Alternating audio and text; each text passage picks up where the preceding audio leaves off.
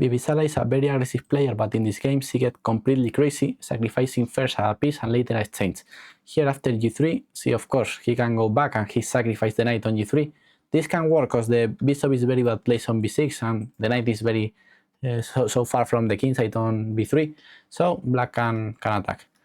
So first he sacrificed the knight on g3, pawn takes, bad move, queen f2 was stronger, winning the game, pawn takes, bad move, and now after bishop g3, black have huge counterplay, principally because he have all the control of the dark squares, because the bishop is completely misplaced on b6, the bishop is coming to the attack from c8, the rook can bring one day, the knight is coming to f4, d4, so black king is very exposed, especially he have all the control of the dark squares. Queen g2, knight f4, knight takes, bishop takes, queen h3, queen g5, queen g2, queen h4. This is an Armageddon where white needs to win the game. With black withdraw, black wins the Armageddon, so Zhu Jiner cannot still making queen moves.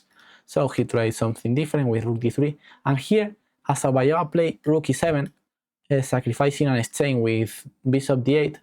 Okay, and here she is still having some counterplay, and later the game turned very interesting, but this wasn't the best. It was stronger to sacrifice a rook back, but the other rook, with rook a6, trying to take the b6 bishop, and now rook a5, great move. We cannot allow this bishop to come to the defense. Now we can sacrifice the exchange, and now with a completely rook down, now rook e7 coming with rook e5, rook d5, and here the only white hope is just repeat and give black the victory, because if not, rook e5, rook g5 is coming.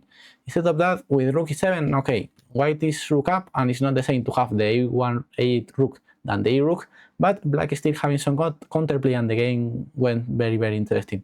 I analyzed the full game on YouTube, so check that game. Bye bye.